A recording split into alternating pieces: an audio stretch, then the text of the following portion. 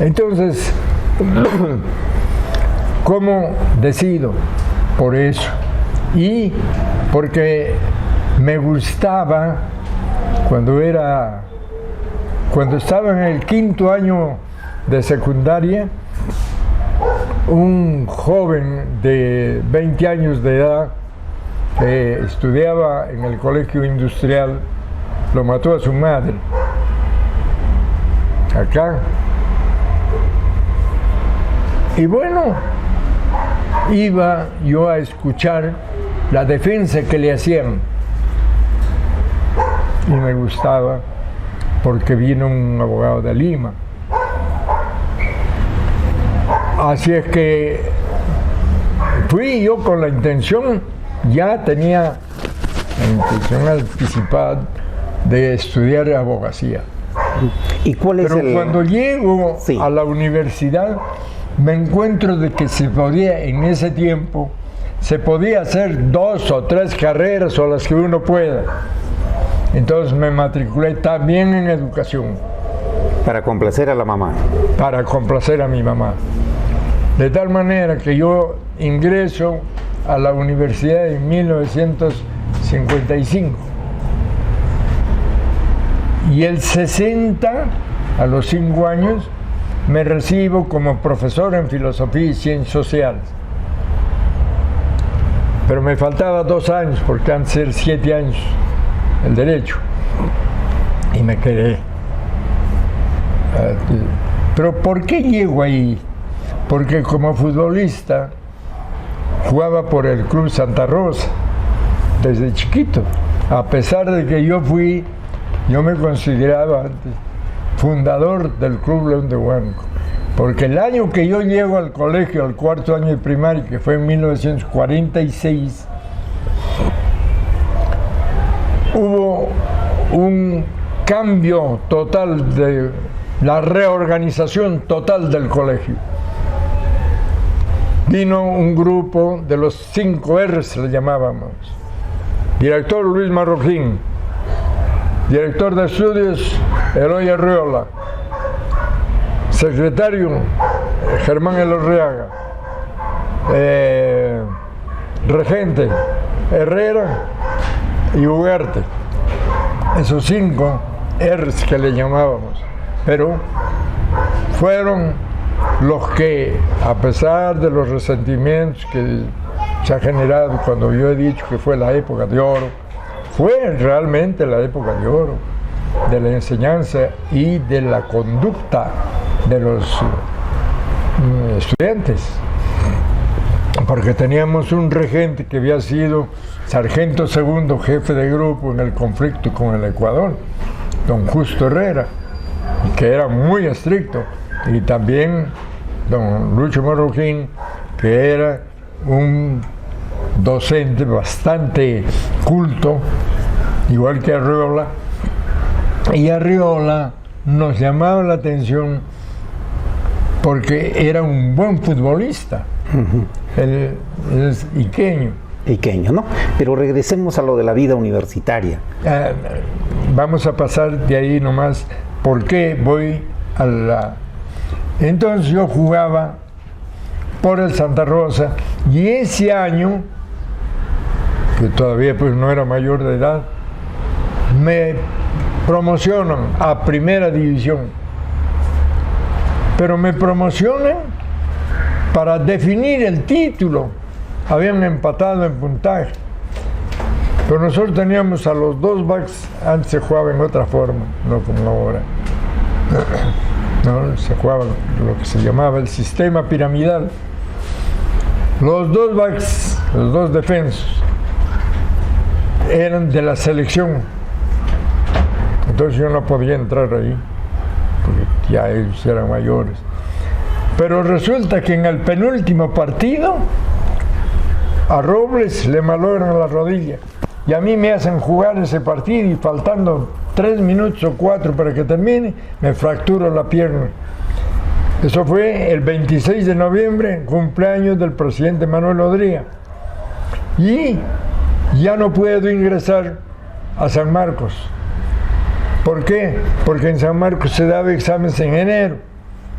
Y entonces mi primo, un primo que hace poco muerto, era el médico Carlos Ríos de Guávil, le dice a mi mamá: tía, no se preocupe, no se desespere, yo me lo llevo a Trujillo, yo estoy estudiando en Trujillo, es una buena universidad, la segunda después de San Marcos.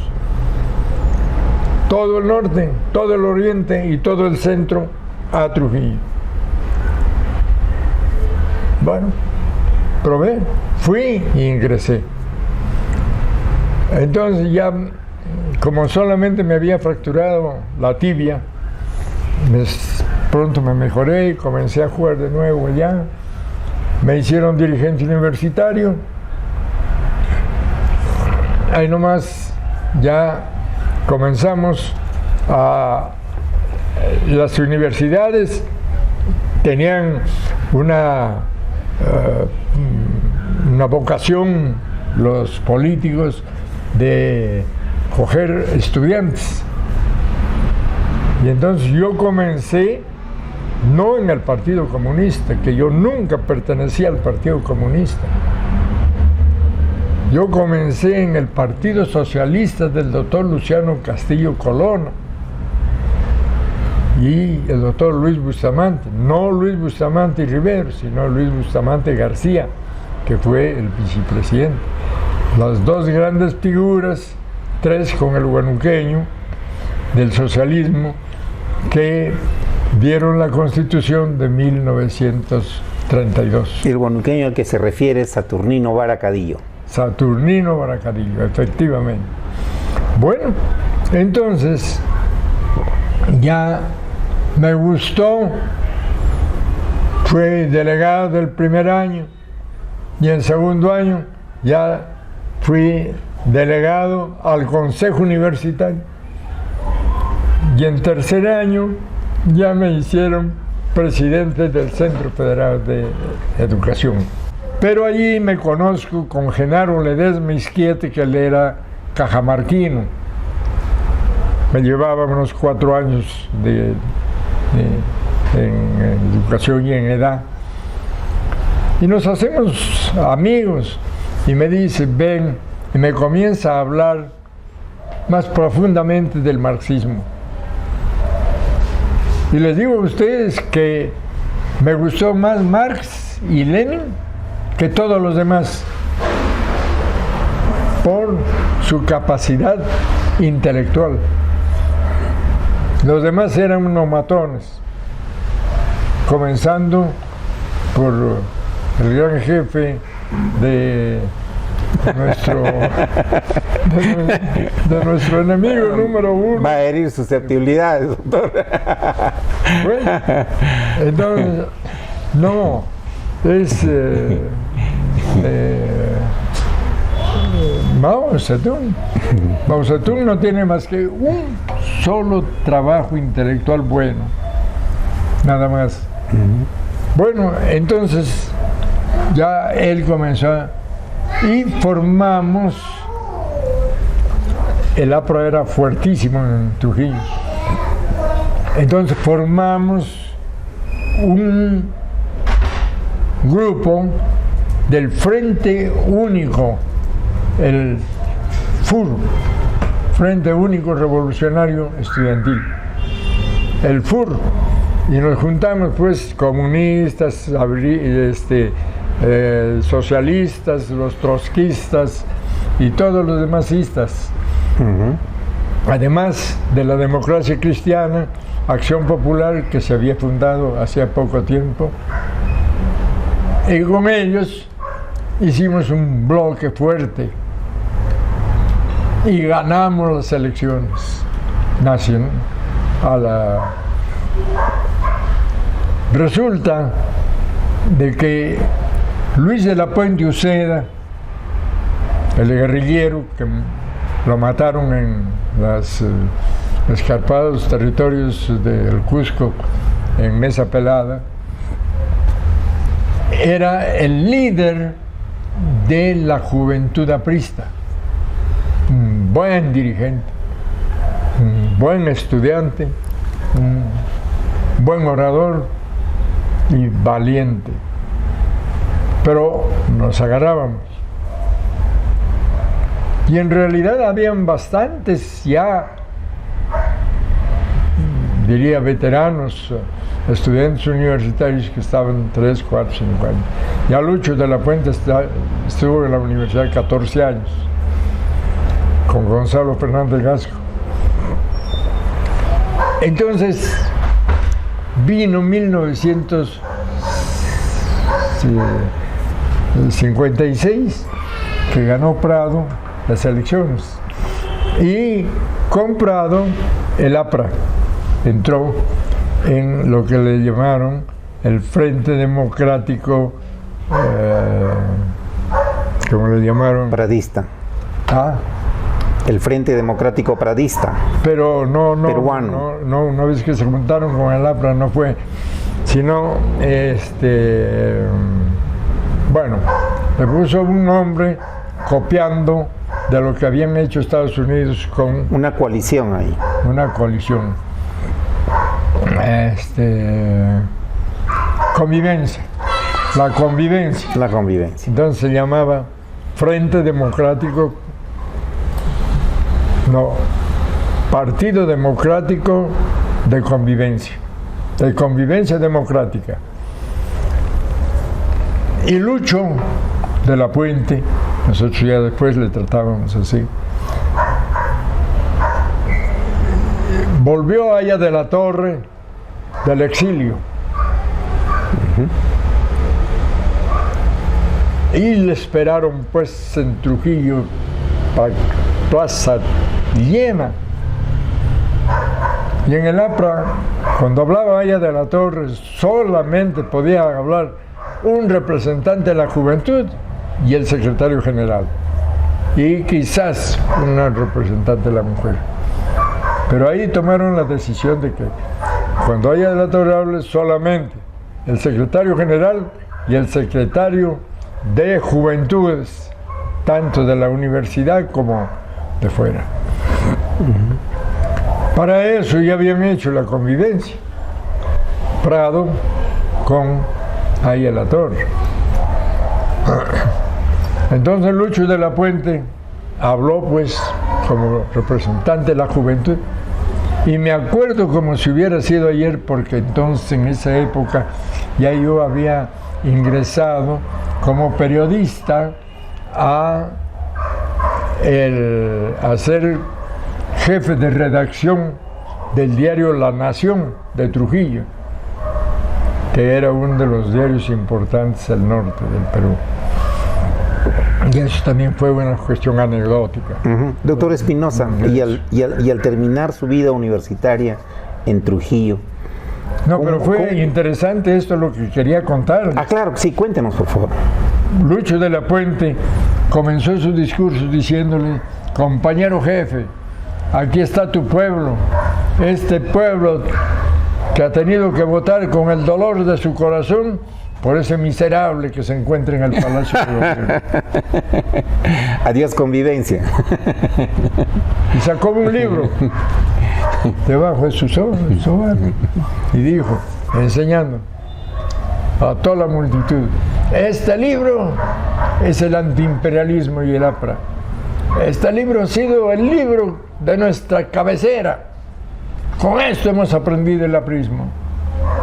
Ahora hay que revisarlo, porque todo lo que dice acá ha hecho lo contrario al compañero jefe al unirse con ese miserable.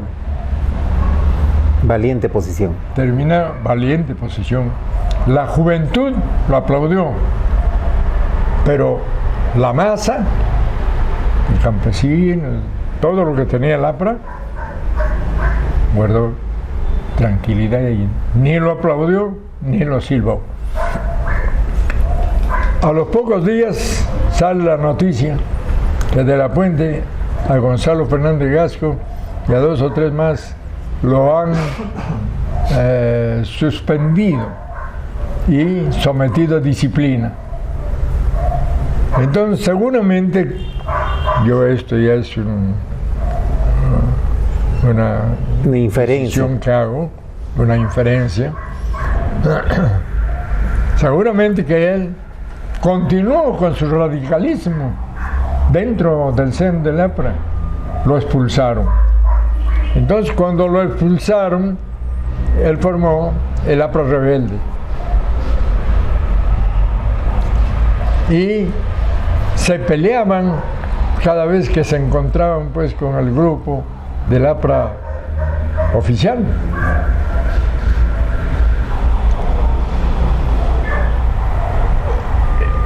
Pero el doctor Luciano Castillo fue senador en ese tiempo y era el senador que más oposición le hacía a Odría y el que conocía bastante porque él era economista, había estado exiliado en México enseñando economía.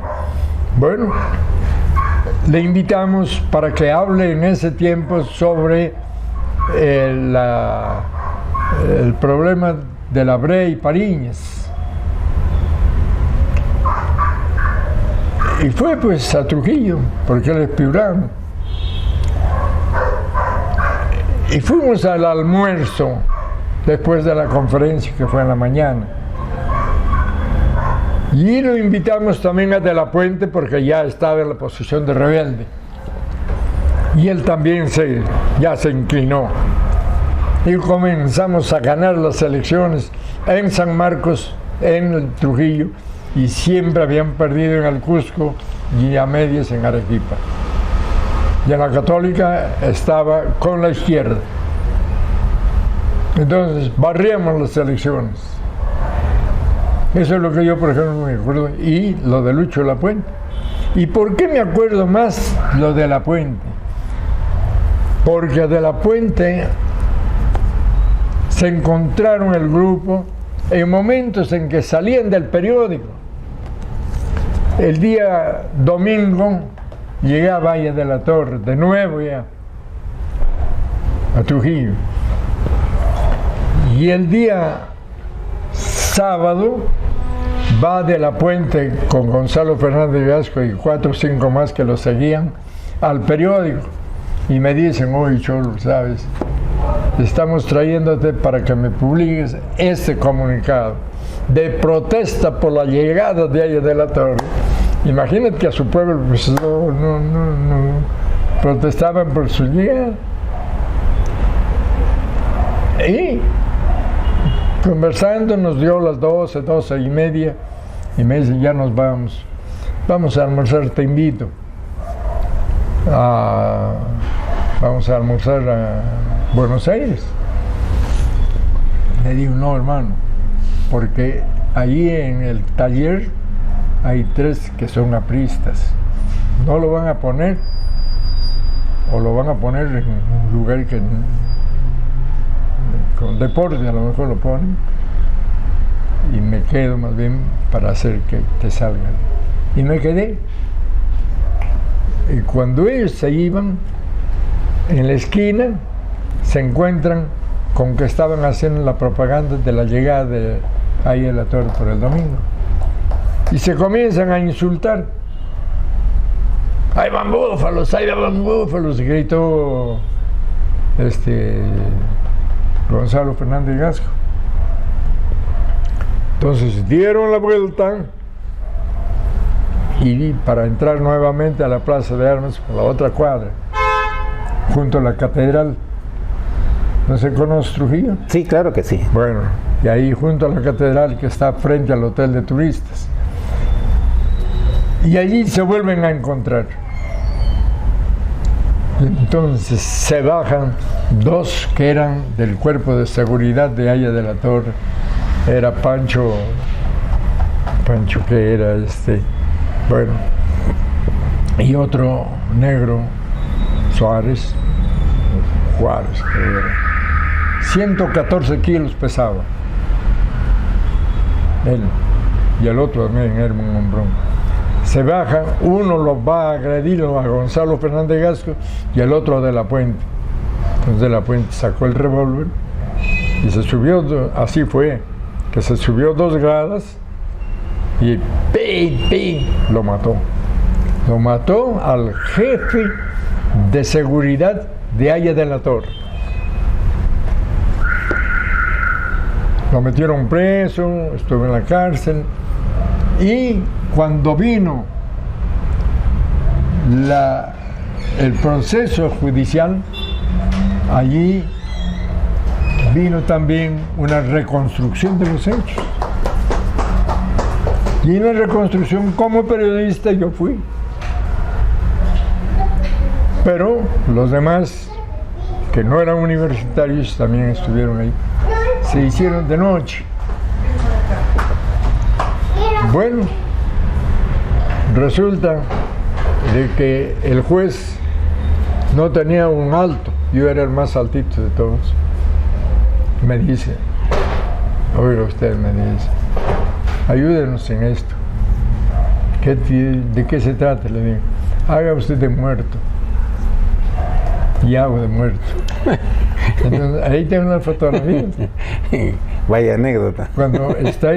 Cuando está de la Puente apuntándome con él, yo estoy en el suelo, porque Lucho de la Puente dijo, él, con la capacidad física que tiene, me tumbó al suelo. Cuando estaba yo en el suelo, vino a agredirme. Entonces, cuando saco recién el revólver, pero esa es su defensa, no fue así. Quería justificar la legítima defensa. Claro. Bueno, que esa vez se sacó por primera vez, la Corte Suprema sacó una institución inexistente en el derecho penal, la legítima defensa imperfecta. Interesante, doctor Espinosa. Bueno, entonces por eso me acuerdo mucho.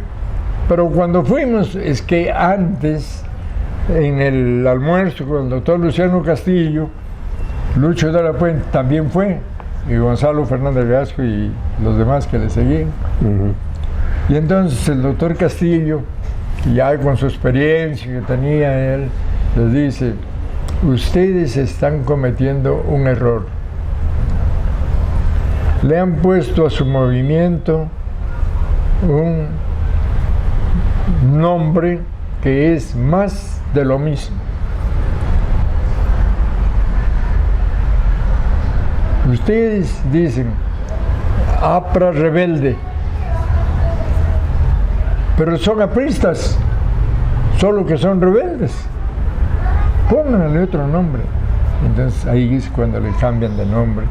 Y con ese otro nombre va a Cuba. ¿Por qué a Cuba de la Puente?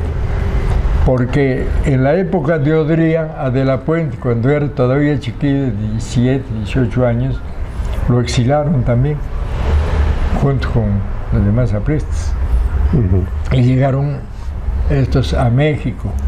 Y en México se encontraron con Fidel Castro, que también estaba exilado, y ahí se conocieron. Entonces Fidel lo invitó a de la Puente. Y ahí es cuando Lucho me dice, vamos a Cuba. Tanto y tanto, ya. Pues. Ahí es cuando lo conocí a Fidel, pues animalón. Pero tenía una... Y dijo, ahora que ya estamos en el gobierno, hay la necesidad de pensar en cambiar la filosofía de la guerra. Ya la guerra no debe ser para matar, sino para construir. Para construir, del pensamiento. Y uno de los que fue con nosotros le dice, pues un grandazo, le decíamos Carabina, compañero Fidel, aquí está la juventud peruana, han venido a derramar su sangre por esta Cuba heroica. Y entonces Fidel lo empuja un poco con su puño, tremendo puñazo que tenía, lo empuja un poco. Ese chico, qué bien habla, ¿no? Yo siempre he dicho que el Perú, Cuba, el Perú y Latinoamérica se caracteriza porque tiene en sus filas políticas gente buenos para hablar, malos para hacer. Nosotros no queremos que tú vengas aquí a derramar tu sangre por Cuba. Queremos que derrames tu sangre por tu país, a tu edad, con tu tamaño. ya yo estaría peleando. ¿Qué esperas? Bueno, esa cosa tenía Fidel. Entonces, por eso lo recuerdo mucho de La Puente y a Gonzalo Fernández, porque me llamaban, ¿no? Él, por ejemplo, estaba haciendo un trabajo para... Pero nos imaginamos ya terminando su carrera, su vida universitaria. ¿Cómo así decide regresar al Huánuco querido? No, cuando yo termino Derecho, mi mamá me pega una cuadrada y me dice, no me vas a venir a Huánuco. ¿Y por qué? Le digo, porque tú eres conocido acá por el fútbol, por mil cosas, por la familia, y te van a ocupar. Y como todavía vas a estar pichón, así me dijo, vas a hacer mal las cosas y te van a criticar. Ya hayas practicado en otro lugar, que no importa que digan que eres malo, vendrás. Y efectivamente, entonces me quedé en Chimbote. Y de Chimbote pasé a Casma, porque Casma, bueno, fue la tierra de mi padre en cierta forma, y tenía también juzgado, aparte. Así es que, porque antes Casma había sido el centro de operativos de toda índole, porque era la capital provincial, ¿no? Chimbote y Huarmey pertenecían a Casma. Entonces allí me encuentro pues con dos de izquierda, Jorge Barreto y Cupertino Foronda, dos abogados de izquierda.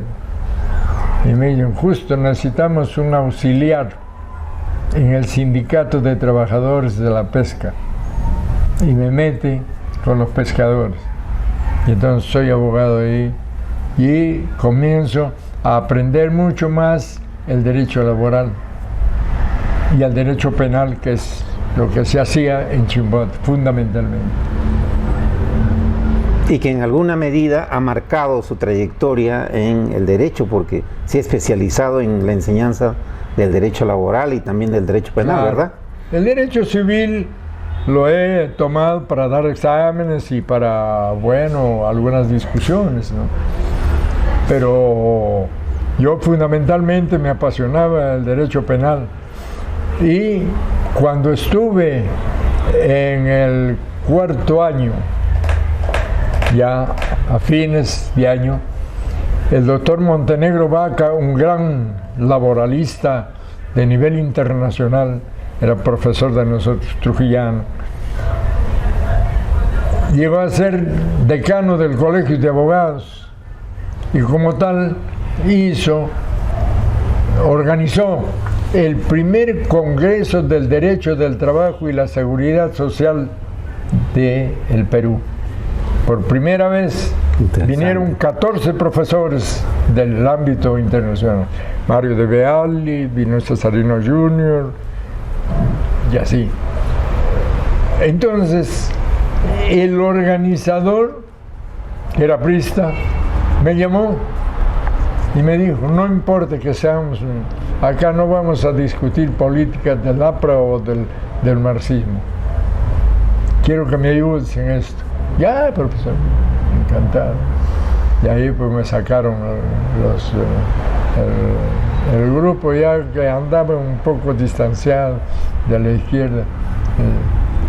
Como Montenegro resultaba homosexual, entonces decían que yo estaba con él, ¿no?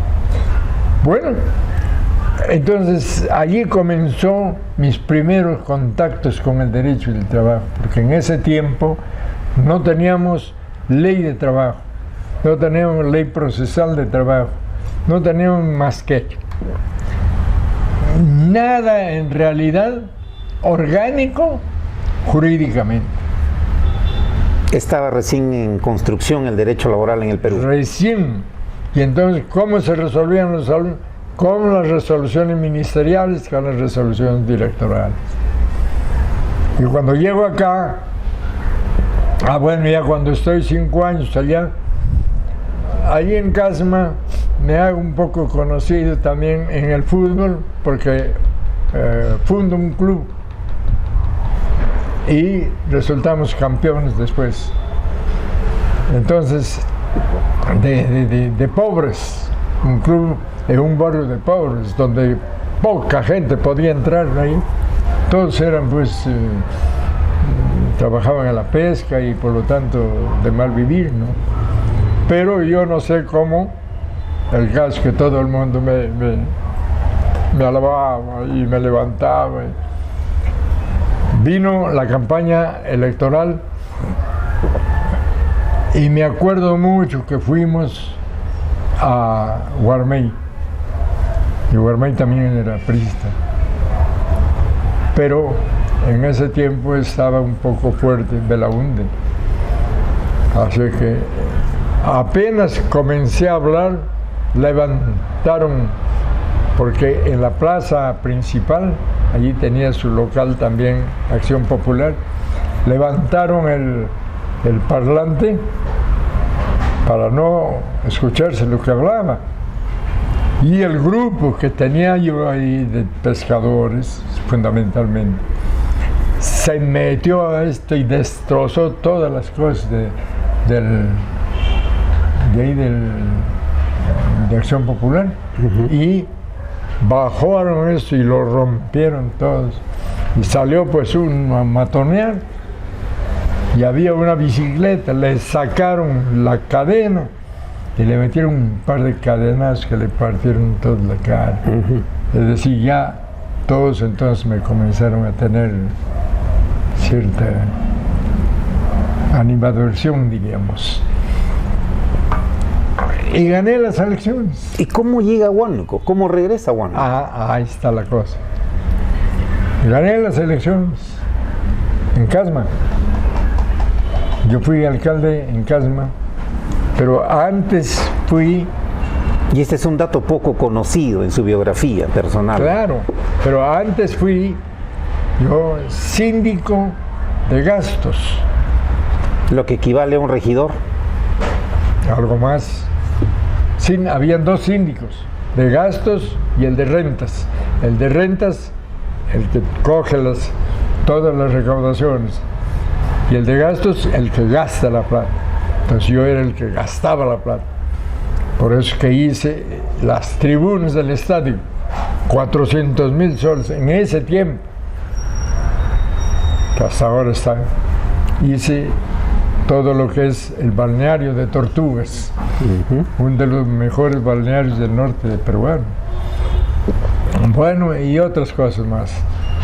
Así es que de ahí ya vino 1963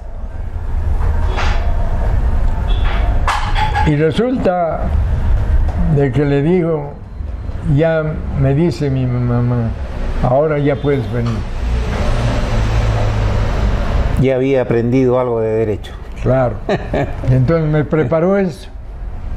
Esos 2 pies que ahora se han agarrado mis nietos para poner su cuchitril ahí. El consultorio del Jirón Aptao, cuadra 9 de la ciudad de Huánuco. Claro.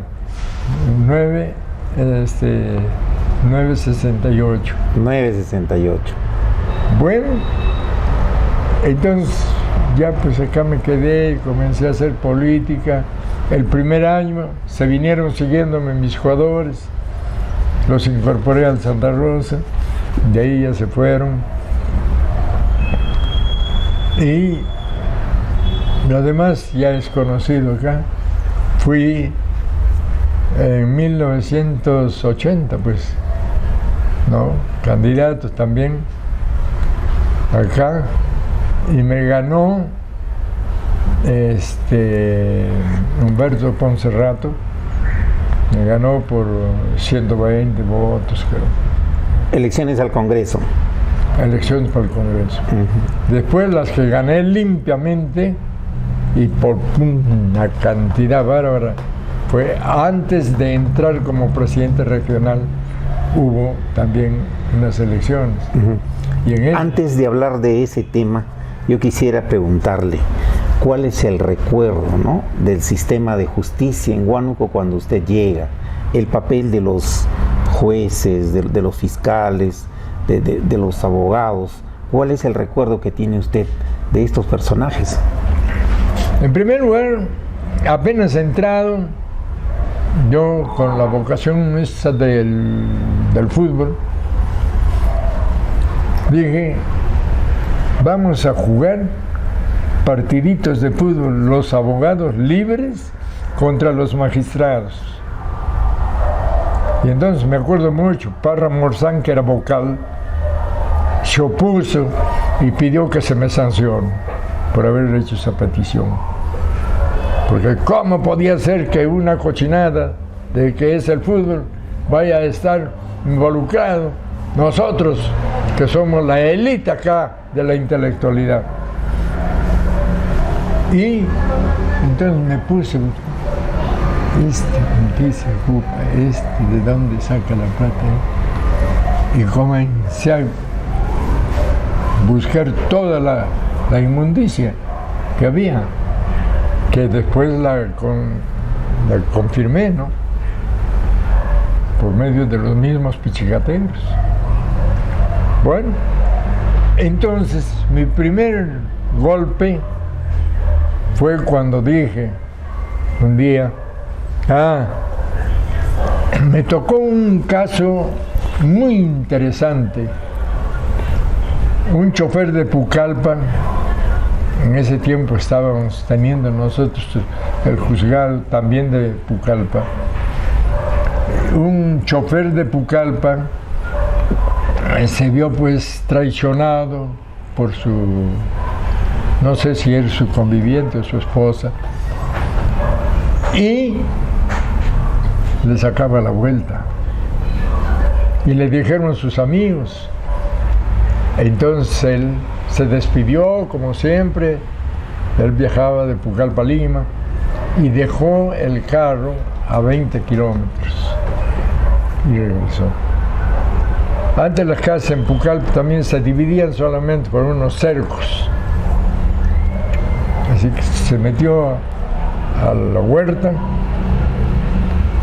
y de allí contempló todo lo que pasaba. Se fueron a la fiesta con el que sacaba la vuelta y a las 6:30 salieron y su mamá con su hermana le prepararon el desayuno. Entonces ya se había premonido de un puñal. Les metió 24 puñaladas a la mujer. Al hombre se escapó con 2 puñaladas que le dio. Lo mató a la mujer, a la suegra y a la cuñada. Entonces lo trajeron acá ya para el juicio oral. Me vinieron a hablar. Y comencé entonces a hacer lo que ahora ya no se puede hacer. Hablar bastante. Sin restricción. Pero sin restricción, esa vez no podían restringir. Claro. Entonces agarré y me dijo el vocal presidente, ¿va a continuar hablando? Sí, señor, le digo, estoy comenzando para defender a este hombre inocente que viene acá ante ustedes.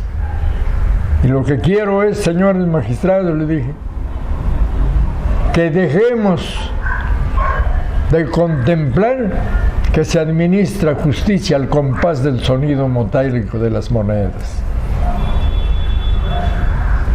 ¿No lo sancionaron? Espérate. Entonces, inmediatamente, 30 días suspendido. Me suspendieron 30 días. Ya me imaginaba. El ejercicio.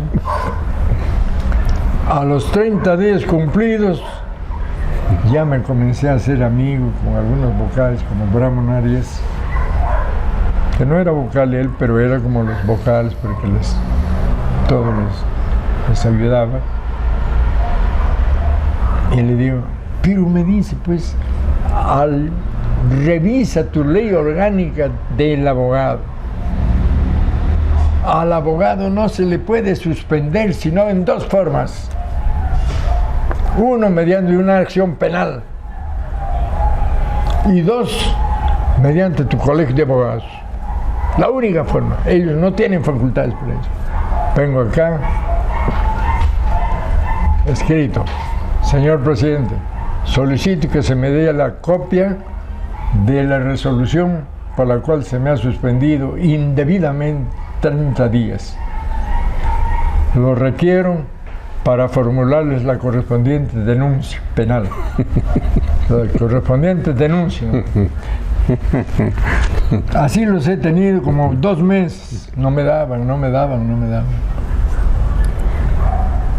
Así es que hasta que me dieron.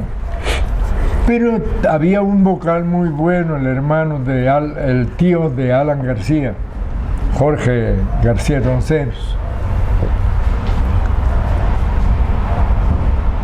Él sí me hablaba muy bien, todo lo que hacía para él estaba bien.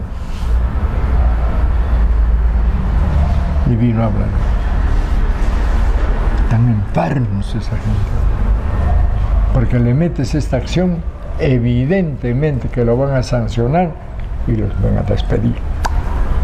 Están locos. Bueno, ¿qué hacemos? Me pidió 1, 2, 3 veces. Que se desista en su pretensión de denunciarlos. Claro. Y no los denuncié. No los denuncié. Y bueno, se hicieron un poco y dijeron, ya está bien. Y sobre el fútbol, hay una cuestión anecdótica. Había acá un abogado que le decían FTD. No le afecta la sombra. La sombra no le afecta. Sale. Sí. Ya. Tú estás manejando eso. FTD, feo, tuerto y desgraciado. Era ya un señor de mucha edad, o de una edad de 70 y tantos años. Y bueno, pues tenía mucha plata, como 120 inmuebles en el Cerro de Pasco y otro tanto acá. Y ya estábamos jugando los partidos de fulbito, comenzamos a jugar. Y lo encuentro ahí en la corte. Y le digo, don Luchito, Luis Pinzás Picón, don Lucho, se viene el 4 de julio. Sí, me dijo, ¿qué cosa es el 4 de julio? ¿Cómo qué cosa? Su cumpleaños, pues. Vamos a venir a matar los patos y a comer lo bueno. Oiga, me dijo, usted no sabe que yo no trago en la casa de nadie, ni nadie traga en mi casa. Es, por ejemplo, una cosa que siempre he recordado. Doctor Espinosa, ¿y qué otros recuerdos de procesos, de casos sonados tiene usted aquí en bueno, en el caso de este chofer, no te diré que salió bien porque no lo absolvieron, pero le pusieron una pena bastante baja de 6 años. A lo que había hecho, 6 años, no era grave. Así que bueno, ya con todo eso, me designaron decano. Y el día que fui a juramentar, invité yo pues acá a los trabajadores, para que vayan los trabajadores y los eternos aristócratas de la corte dijeron, ¿cómo va a ser posible?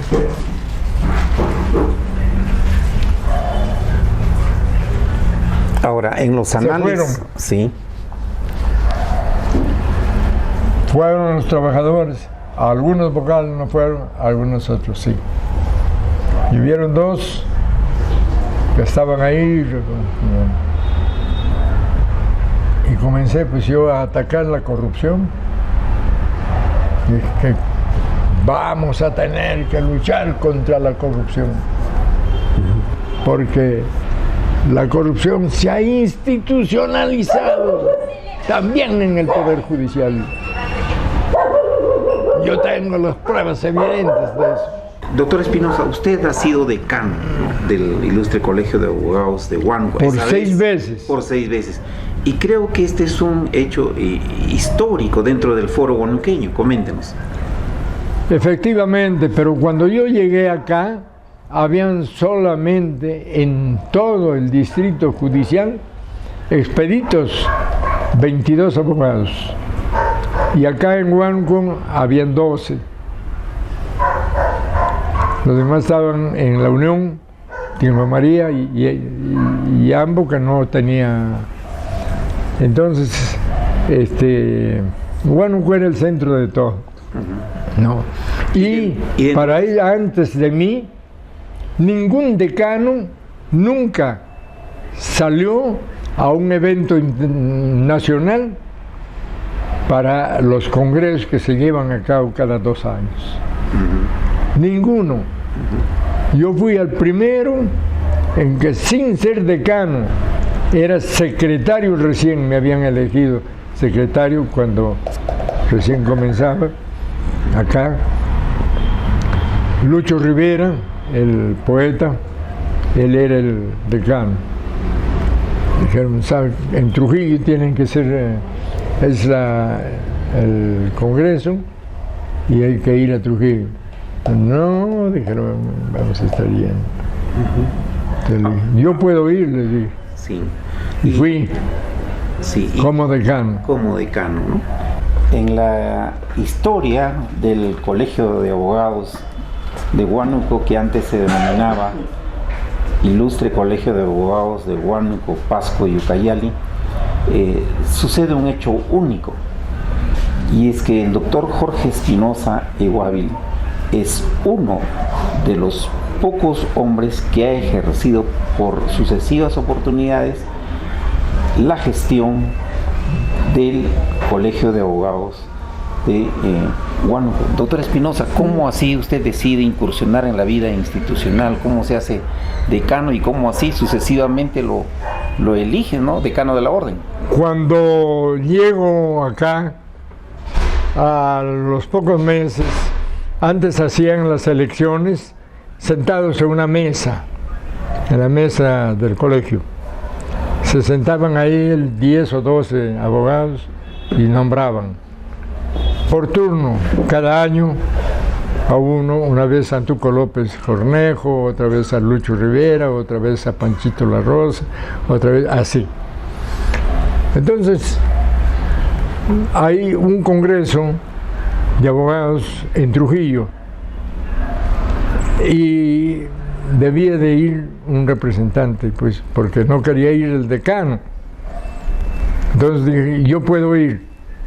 Yo era secretario entonces del colegio y recién, hacía pocos meses, que me había integrado también, incorporado al colegio.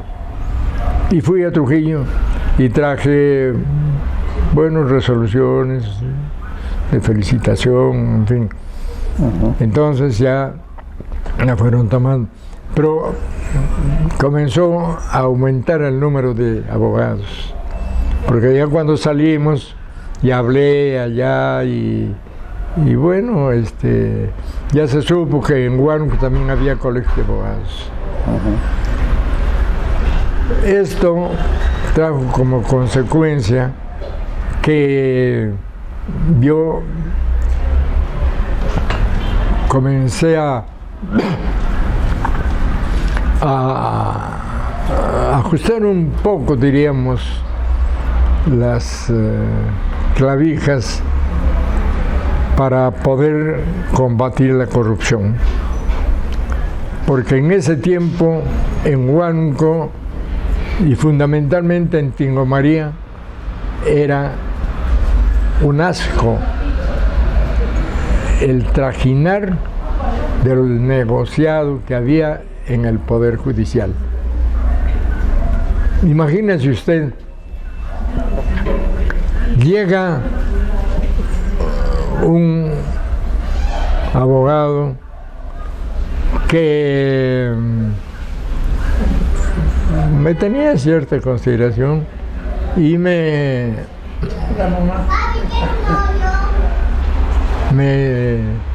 invita a abrir mi oficina también en Tingo María. Y entonces me toman uno que había sido mi alumno en Trujillo y ya estaba metido en la droga. Pero yo no sabía que era pichicatero. Y me dice, sabe que al maestro lo han detenido y quieren que usted lo vea.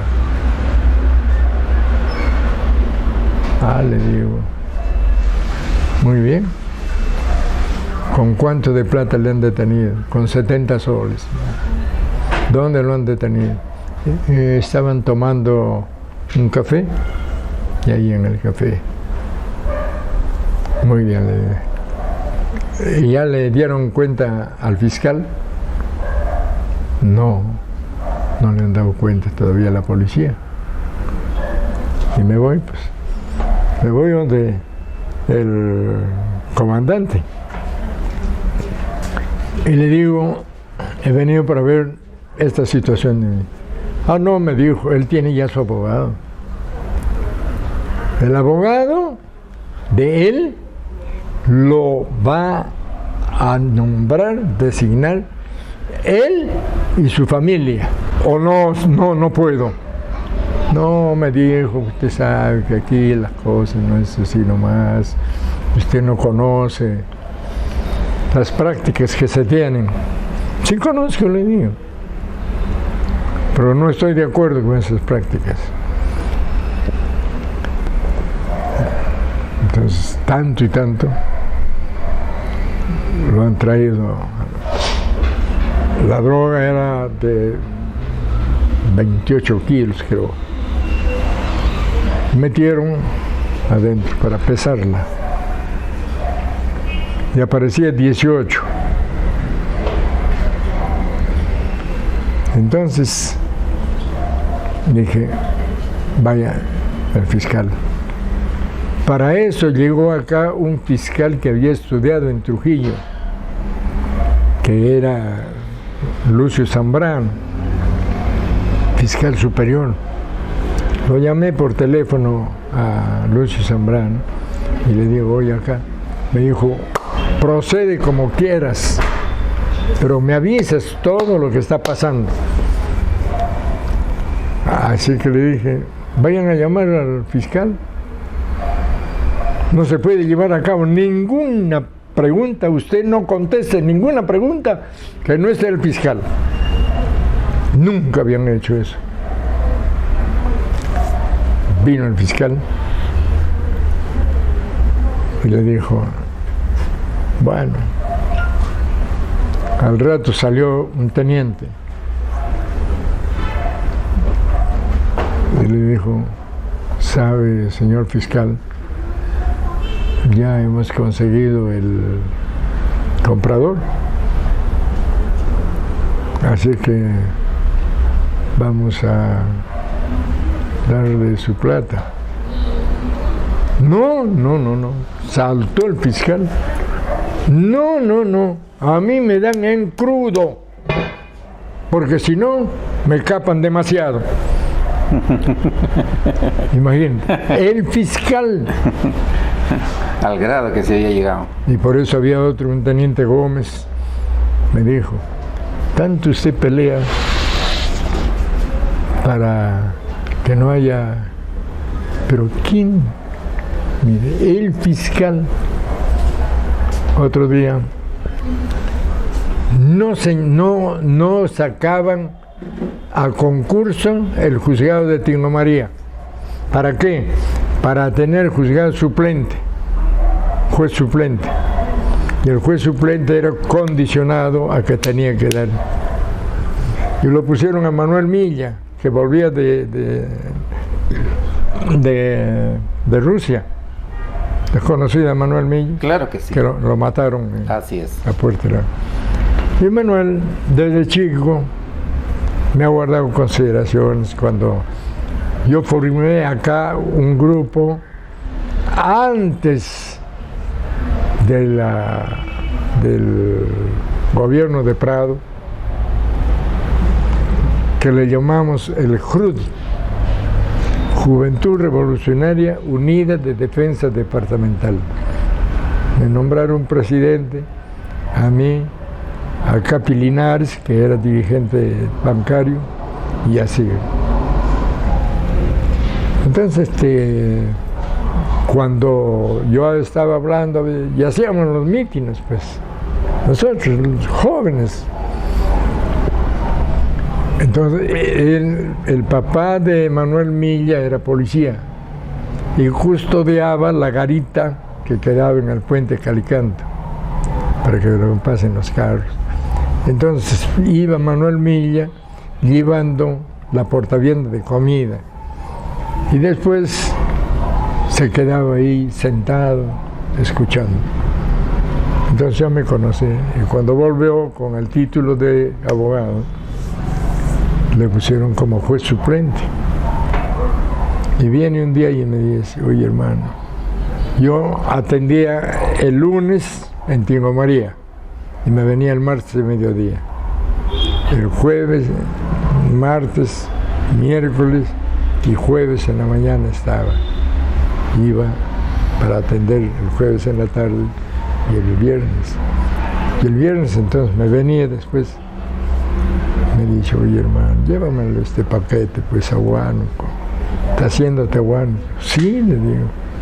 Voy allá, le digo. Oye, pero no va a ser droga. No, me digo, no es droga. Paquete. Puse ahí a mi maletín y me lo traje. Y como a los 10 minutos se parece él. Y me dice, oye hermano, el paquete que te da. Acá está, le dije, ahí le deja.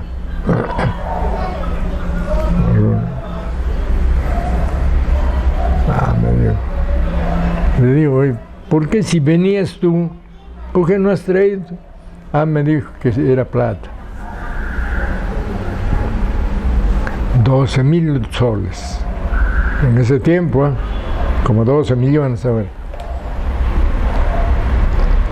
Y me dijo, pues, sabes una cosa, que yo para ser juez, pues tengo que mensualmente dejarle su plata a los vocales. El único que no recibía era el papá del actual rector de la universidad privada, de Veraún. Pepe Veraún era el único, pero se decía que no recibía plata él porque no sabía nada de derecho. Él había sido toda su vida, claro, fiscal en provincias. Y el fiscal en provincias se olvida del derecho, hermano, como cualquiera. Porque no se actualiza. Bro. No se actualiza, no tiene la oportunidad. Y entonces él no sabía nada. Entonces iba, le hacían firmar esto, también. Y pasaba. Muy bien, doctor. Entonces, fíjate, el dinero era para los vocales. Y en el otro caso, el fiscal peleando con la policía para que no le den en plata, sino en droga. Porque si ustedes me capan mucho. Vayan tiempos, ¿no? Doctor Espinosa, usted ha alternado el ejercicio profesional del derecho de manera particular privado. ¿Por qué no, la pregunta que siempre me he hecho, ¿por qué no aspiró, como generalmente hacen los abogados, a un cargo público? Por dos razones. En el juzgado, en la fiscalía. ¿Cuáles son esas razones? Dos razones. En primer lugar, que constaté que había, desde cuando era estudiante, que había mucha corrupción. Y en segundo lugar, que los jueces no estudiaban. Y no estudian porque no tienen tiempo para resolver la ruma de papeles que le ponen. Entonces, un juez no es un juez culto. Por eso es que los jueces que son más o menos leídos o lectores son los que brillan, como San Martín. Entonces, los dos motivos. ¿Sabes? Cuando yo era decano del Colegio de Abogados, viene el cambio de gobierno. Gana las elecciones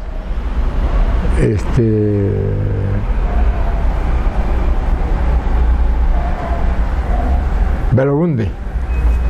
Belaúnde gana las elecciones. Y yo ya hacía, a ti te constará a lo mejor, ya mis conferencias internacionales. Vino Jesús Edelmiro Porto, que había sido vicepresidente de la República Argentina y un gran penalista. Vino Cesarino Junior, vinieron varios que hacíamos las conferencias. Entonces, por eso me vinculé un poco con los de la Corte Suprema y especialmente con el profesor Bramon, que ya lo conocí yo desde cuando era estudiante. Entonces, un congreso que hay en Chiclayo me nombran, bueno, van a la elección de la junta directiva, no ya de los colegios de abogados, sino de la Federación Nacional de Colegios de Abogados del Perú. Mira, esta cosita nomás a ver si... Presidente de la Federación Nacional de Colegios de Abogados del Perú. Y allí es cuando voy al Congreso y me designan, y va Bramon como candidato a la presidencia, y me designan, Bramon me lleva en su lista. Voy como vicepresidente. Entonces, como vicepresidente, ya iba, pues yo todos los sábados hacíamos. Y Bramon es llamado por el presidente Belaúnde, que había ganado las elecciones. Y entonces queda vacía la presidencia. Yo asumo la presidencia. Yo llego a ser presidente de la Federación Nacional de Colegios de Abogados del Perú, habiendo sido elegido primer vicepresidente en el Congreso Nacional del Norte. Y cuando estoy allí, la Constitución Política del Estado, que lo presidió Aya de la Torre, no terminaron. Algunos flacos dejaron ahí. ¿Por qué? Porque ahí se moría y querían que él firme y le hicieron firmar a Troche y Moche, los apristas. Y resulta de que no habían previsto cómo designar al primer fiscal de la nación. Porque ¿de dónde sale el fiscal de la nación? De los fiscales supremos. ¿Y de dónde salen los fiscales supremos? Del Consejo Nacional de la Magistratura. ¿Y de dónde salen? Entonces quiero decir que si no hay fiscal de la nación, no había nada. Porque él preside. Y el fiscal de la nación quedaba en vacío. Entonces, en esas circunstancias, le dicen a Belaúnde, resuelva usted este problema. Este es un problema de estructura de la Constitución. Y le aconsejan y le dicen, nombre usted a una terna, designe un representante del Poder Ejecutivo, un representante del Poder Judicial y un representante de los abogados del Perú. 3. Y nombran a 3. Y decide el presidente de la República. ¿A quién nombra? De los tres. Entonces se encuentra el representante del Poder Ejecutivo, era el que había señalado el presidente, era su partidario. Y el presidente, el representante del Poder Judicial era el doctor, esa vez era Bocanegra, creo. Era también de Acción Popular. Entonces Belaúnde se ve en un problema que ¿a quién nombra? ¿Al representante del Poder Ejecutivo o al representante del Poder Judicial? El tercero en discordia era yo, que me habían nombrado los abogados del Perú, porque era yo el presidente en ese momento. Y vamos a la terna, y resulta que Belaúnde dice, no sé por cuál de los dos. Y le dicen, ninguno, el tercero en discordia. Dicen, pero ¿quién es este tercero en discordia? Es un abogado de Huánuco, y le pasa la voz. Y le dicen, cuando usted fue candidato en 1956, él, con su grupo, es el único que apoyó en Huánuco a usted. Ah, entonces este es.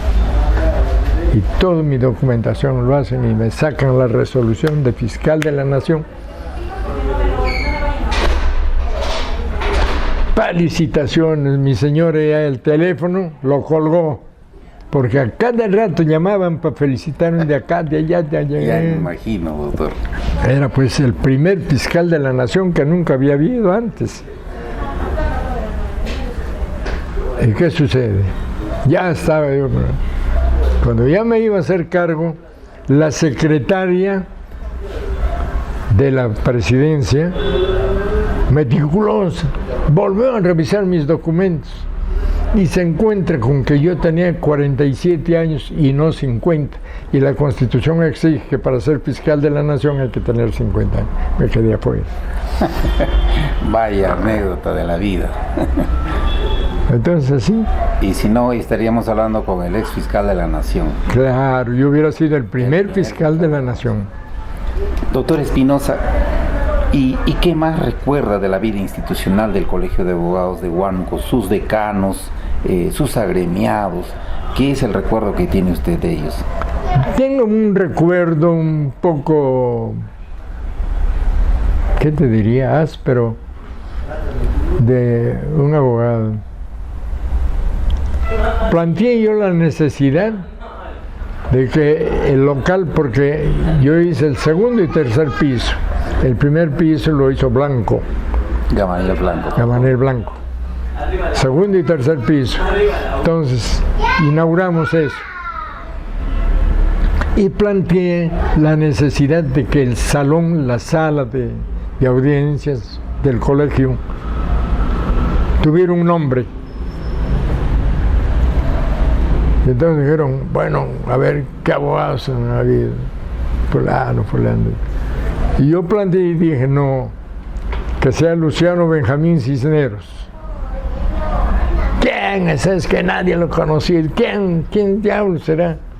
Entonces le saqué una historia de Luciano Benjamín Cisneros. En primer lugar, es huánuqueño.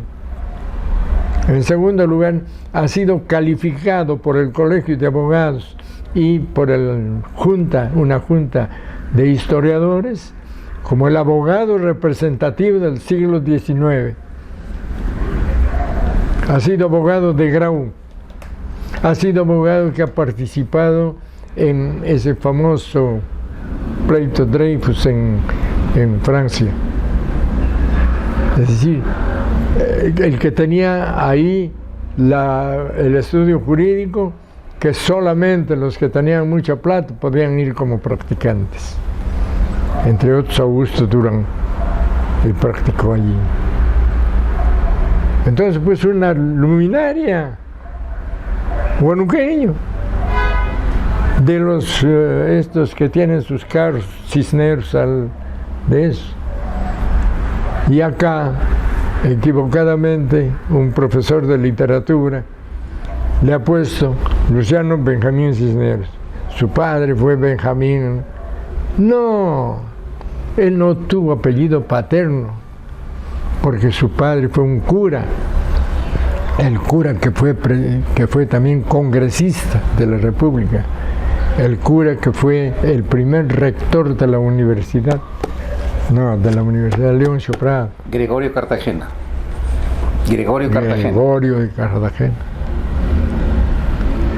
Él fue el papá de 7 hermanos, uno de ellos es literato. Entonces, bueno, se quedó. Entonces protestó, dijo, no, te han puesto a un desconocido. ¿Cómo iba a ser desconocido? Desconocido para ellos. Eso es, por ejemplo, una de las... Claro. Doctor Espinosa, parece que los designios de la vida nos están haciendo una mala pasada. Hoy llegamos a esta primera parte de la entrevista, no porque no tengamos ganas de seguir conversando y escuchándolo, claro que sí, sino porque ya la batería nos está traicionando. Pero vamos a reservar. Prometo que voy a regresar a Huánuco y va a ser nuevamente para proseguir esta entrevista con una segunda parte, para ver al Jorge Espinosa Guávil, el catedrático, el maestro, el docente universitario, pero también al Jorge Espinosa Guávil, al político, a ese hombre que ha alternado el derecho con la política, viéndolo en la Plaza de Armas, postulando y liderando sus comicios municipales, el comicio regional, pero sobre todo aquel comicio congresal que nos ha privado de tener a un digno representante en el Congreso de la República por este mal sistema de la cifra repartidora. Con esos y otros detalles, con la asistencia en las cámaras de Rosenberg Valverde, vamos a volver en una segunda parte con el doctor Jorge Espinosa Guávil. Entre tanto, nuestro agradecimiento, doctor Espinosa. Son 30 años que tenemos al servicio del derecho. Hemos regresado nuevamente a Huánuco y lo hacemos para darle gracias por todo lo que ha hecho en nuestra formación profesional, pero también ese es un reconocimiento, un homenaje a su brillante trayectoria profesional y política. Bueno, yo quiero agradecer también a ustedes de igual forma por la gentileza que han tenido. Ningún otro periodista se ha acordado, pero siempre suceden estas cosas, porque nadie es profeta en su tierra. Y parece que yo he sonado más fuera de acá que aquí en Huánuco. Y ojalá que todavía me alcancen los años de vida para poder presentar mis 6 libros que están en preparación, con el más adelantado, la historia de Paucarbamba. Doctor Espinosa, pero queda el compromiso de recibirnos para la segunda parte de esta entrevista, ¿verdad? Por supuesto, ustedes tienen las puertas libres en todo momento, y para la siguiente oportunidad voy a hacer que cierren bien a los perros. Muchas gracias. Gracias, hermano. Muy amable. Cuéntenos la historia de los tropezones. De los tropezones. Los tropezones. Bueno, esto es... antes era pues muy acostumbrado a que se diga cayó a la cárcel porque tuvo un tropezón, ¿no? Y ahí a uno de los tantos, porque no solamente eran 2 o 3 los que pronunciaban esto, sino muchos en Huánuco, y muchos otros anécdotas que también lo cuento en el libro de Paucarbamba. Esa anécdota, por ejemplo, de la mula del cura.